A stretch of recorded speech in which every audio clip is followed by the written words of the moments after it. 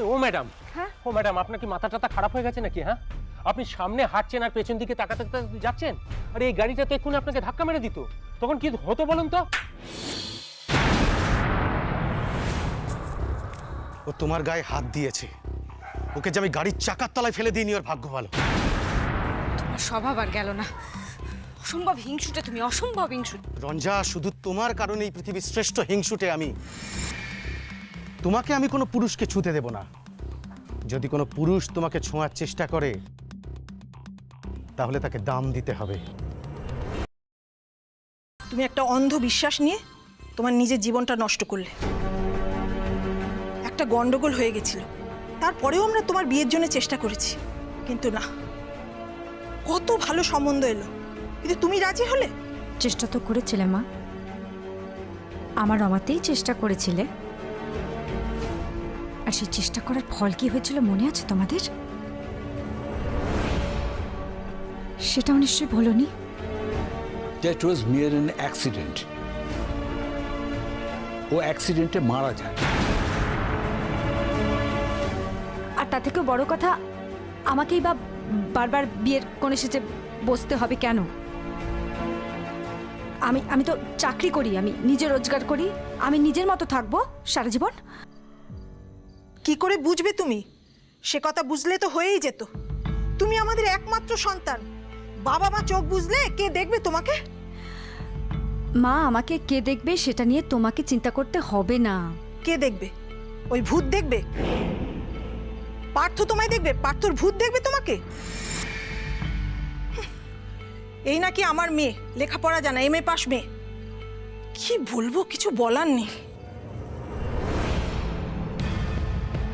শোনো রঞ্জা, একটা কথা পরিষ্কার জেনে রাখো, পার্থ নেই, পার্থ মরে গেছে। আর কেউ মরে গেলে সে ফিরে আসে না। আর পার্থর বাড়ির লোকেদের দেখো তো, ওরা তো দিব্যি আছে, ওরা তো কোনোদিন পার্থকে দেখেনি। তুমি পার্থ পার্থ করে পাগলামি করছো। তোমার অন্ধবিশ্বাস যে প্রত্যেক দিন 5টা থেকে 7টা পার্থ তোমার কাছে আসে, যত সব আজগুবি ভাবনা। এই জন্যই আমি বলছি,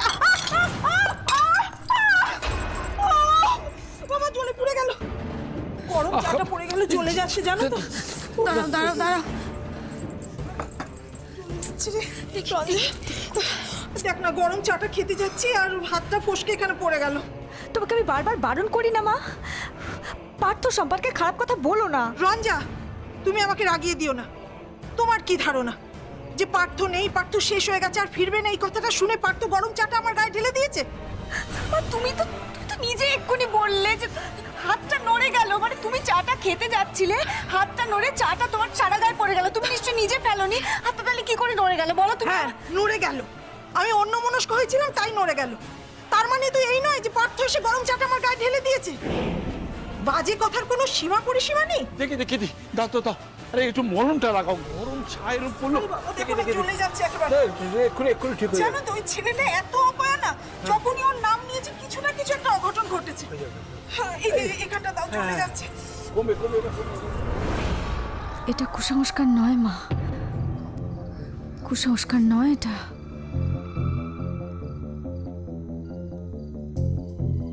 তুমি তোমার চেহারাটা দেখেছো রঞ্জা? হ্যাঁ, চোখে মুখে একটা ভয়ের ছাপ। এইভাবে মানুষ বাঁচতে পারে না।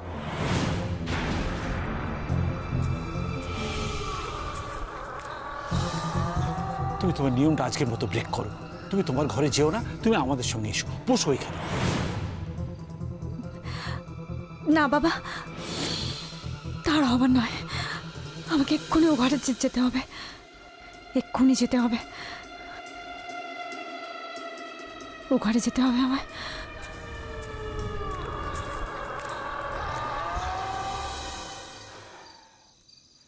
কোনো লাভ নেই, কোনো লাভ নেই ওর সঙ্গে কথা বলে। হ্যাঁ গো, কতবার তো বলেছি মেয়েটাকে একটা ডাক্তার দেখাও। ওকে তো জোর করেও ডাক্তারের কাছে নিয়ে যাওয়া যাচ্ছে না। এই মেয়েকে নিয়ে কি করি বলো তো? এইভাবে হয়তো আমাদের মেয়েটা একদিন উন্মাদ হয়ে যাবে।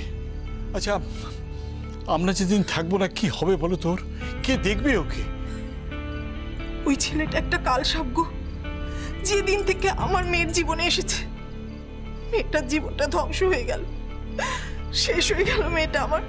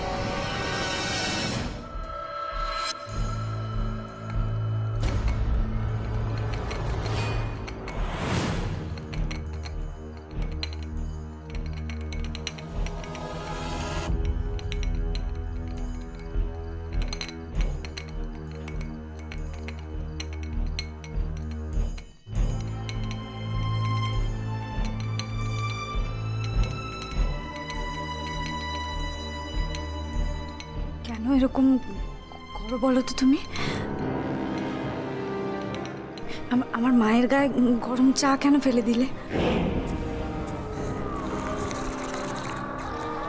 আর উনি যে আমাকে এতগুলো খারাপ খারাপ কথা বলল, কই তখন তো তোমার গায়ে লাগলো না? কি বা খারাপ কথা মা বলেছে বলো? আসলে যার যেটা বিশ্বাস, তাই না? মা তো আর কোনোদিন তোমাকে দেখেনি, তাই মা বিশ্বাস করতে পারছে না।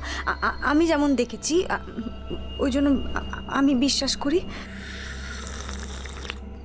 মানে কেউ যদি কিছু বিশ্বাস না করে, সেটা তো তার অপরাধ নয়। উনি বলেছেন পার্থ শেষ হয়ে গেছে, পার্থ এই পৃথিবী থেকে চলে গেছে, মানে পার্থ আর নেই। উনি তো তোমাকে বিয়েও করতে বলেছেন। উনি জানেন না সবার মুক্তি ঘটে না।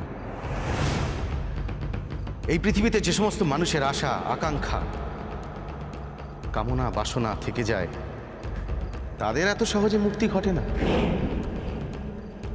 আর সেই জন্যই তো আমি এত বছর ধরে ঘুরে বেড়াচ্ছি। আমিও তো চেয়েছিলাম রঞ্জা তোমাকে বিয়ে করে সংসারী হতে, সুখী হতে, একটা সুখের সংসার। অথচ আমি কিচ্ছু পেলাম না,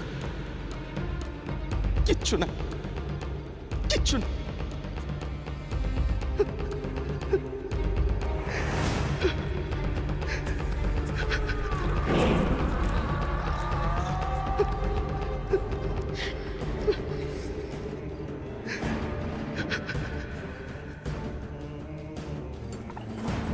তুমি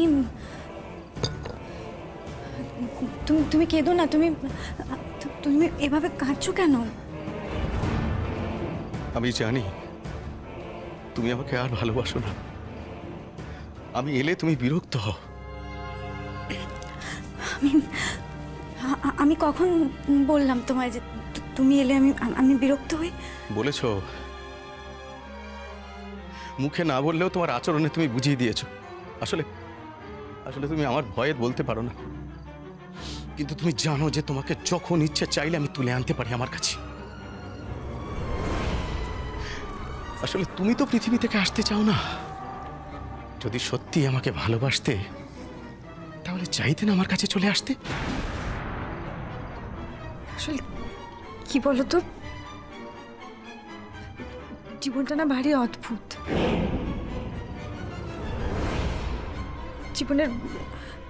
জীবনের মায়া খুব খুব সাংঘাতিক। তো যখনই মনে হয় যে এই এই জীবনটা আর থাকবে না, তখনই না চারপাশটা কেমন অন্ধকার হয়ে আসে। মনে হয় যে যতদিন বেঁচে আছি, যত কষ্টই হোক, তবু বেঁচে তো আছি, সেটাই বড় পাওয়া। এরকম মনে হয়। কিন্তু আমি তো মুক্তি পাইনি রঞ্জা, তাই তো তোমার কাছে বারবার ফিরে আসি। আমি তো তোমাকে ভুলতে পারলাম না। কেন জানো? তোমাকে আমি আজও একই রকম ভালোবাসি। তুমি কি আর আমাকে শুধু ভালোবাসো? তুমি তো আমাকে তোমার সম্পত্তি মনে করো। আবার আবার তুমি ঝগড়া করছো। যা সত্যি সেটাই বলছি। সারা জীবন সত্যি কথা চেপে থাকা যায় নাকি? জানি জানি, আমার জন্য তুমি স্বাধীনভাবে ঘোরাফেরা করতে পারো না, বেড়াতে পারো না, নতুন কোনো বন্ধু বানাতে পারো না, বিয়ে করতে পারো না বলে আমার উপর তোমার অনেক রাগ, তাই না রঞ্জা? বাবা মাকে তুমি যাই বলো না কেন, যাই বোঝাও না কেন, আসলে তুমিও বিয়ে করে সংসারী হতে চাও। সেটা যদি চাইতাম তাহলে তো করেই ফেলতাম।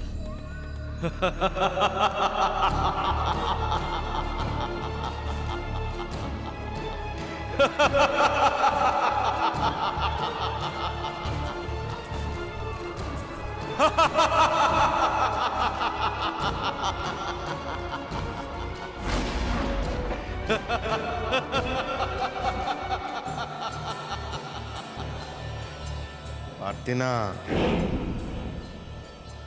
পারতে না রঞ্জা। পার্থ তোমাকে কিছুতেই বিয়ে করে সুখী হতে দিত না।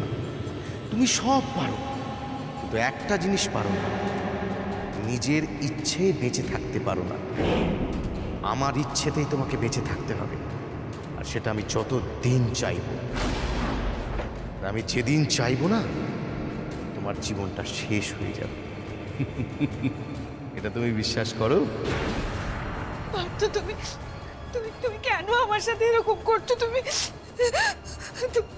তুমি কেন আমাকে এরকম ভাবে সারা জীবন বন্দি দশায় রেখে দিতে চাইছো? কারণ আমি তোমাকে ভালোবাসি রঞ্জা। তুমি কেন আমাকে এরকম ভাবে সারা জীবন বন্দি দশায় রেখে দিতে চাইছো? কারণ আমি তোমাকে ভালোবাসি রঞ্জা।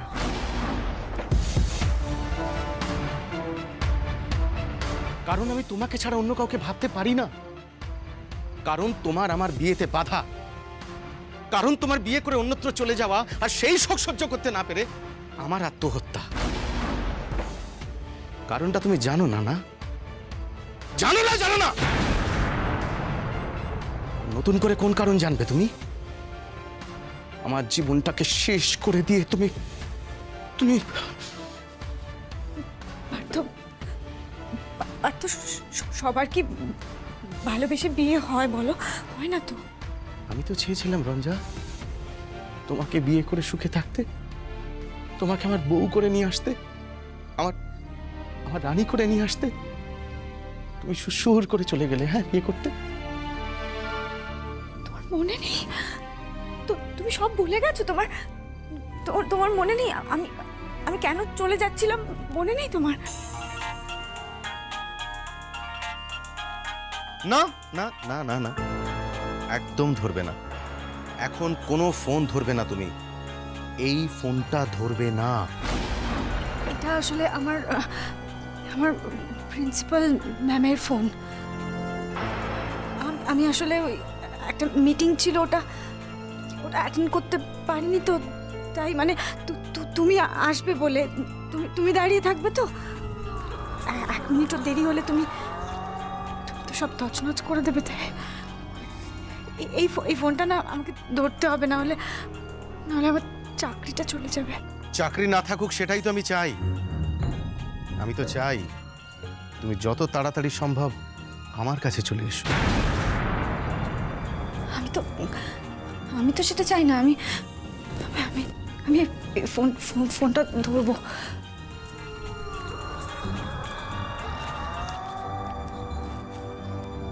হ্যালো, কি ব্যাপার রঞ্জা, তুমি মিটিং এলে না কেন? ম্যাম, আমার একটা জরুরি কাজ ছিল ম্যাম, তাই।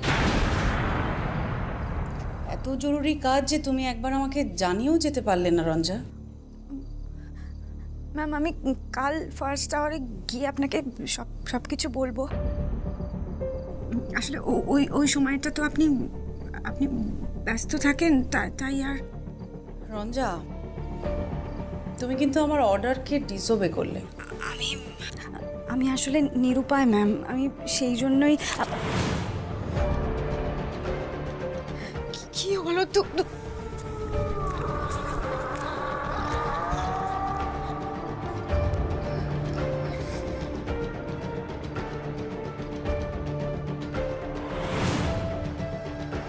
রঞ্জা, হ্যাঁ ম্যাম। তোমার কালিগরা বলছিলেন তুমি নাকি কোনোদিনই 5টার মিটিং হলে অ্যাটেন্ড করতে পারবে না। হ্যাঁ ম্যাম, আমার আসলে একটু অসুবিধে আছে।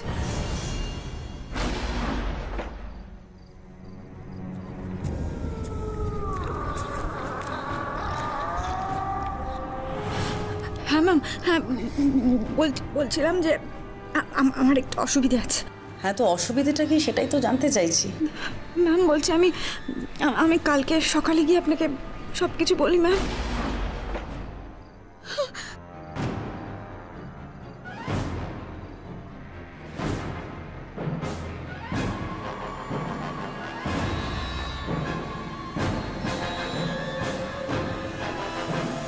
হ্যালো হ্যালো রঞ্জা,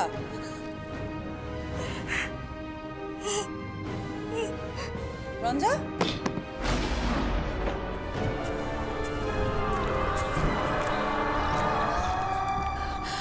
হ্যাঁ ম্যাম। হ্যালো। কি ব্যাপার রঞ্জা, তুমি হাঁপাচ্ছ কেন? আচ্ছা তুমি কোথায় রঞ্জা? ম্যাম আমি বাড়িতেই আছি। কি ব্যাপার রঞ্জা, তোমার বাড়িতে কি কোনো সমস্যা হয়েছে সেই জন্যই তোমাকে চলে যেতে হলো? হ্যাঁ ম্যাম, আসলে আমার একটু বাড়িতে ফেরার প্রয়োজন ছিল। আচ্ছা রঞ্জা, এই 5টার থেকে 7টার ব্যাপারটা কি বলো? না মানে ওই সময় কি তুমি অন্য কোনো কাজ টাজ করো? না ম্যাম, মানে ওই সময়টা না আমি একটু নিজের জন্য রাখি। হ্যাঁ, নিজের জন্য সময় রাখো, ভালো কথা, কিন্তু এই 5টার থেকে 7টার সময়টা কেন? মানে অন্য সময় তো হতে পারে, বলো। ম্যাম আমার ওই সময়টাই দরকার হয়।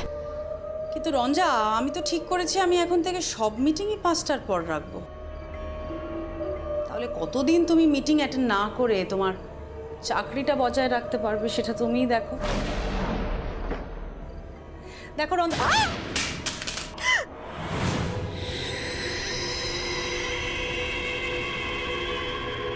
হ্যালো হ্যালো হ্যালো ম্যাম, কি হলো ম্যাম? Hello hello.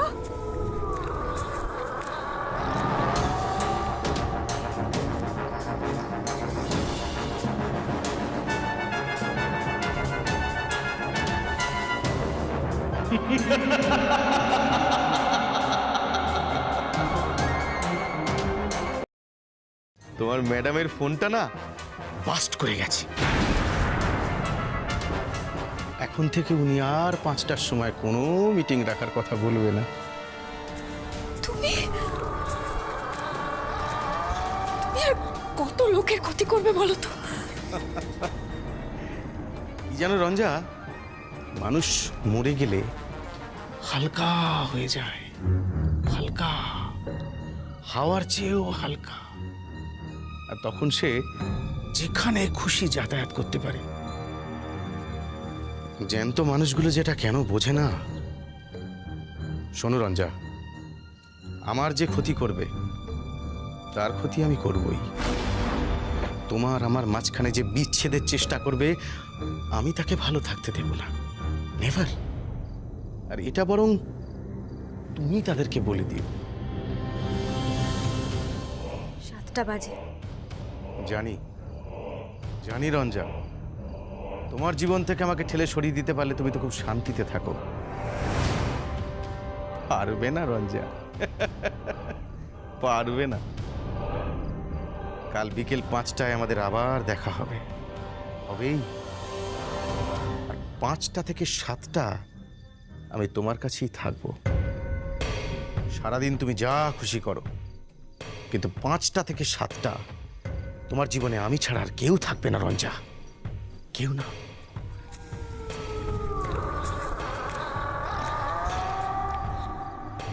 শুধু কি তাই,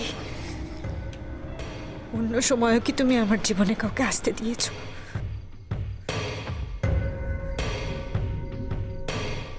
দুঃখ হচ্ছে?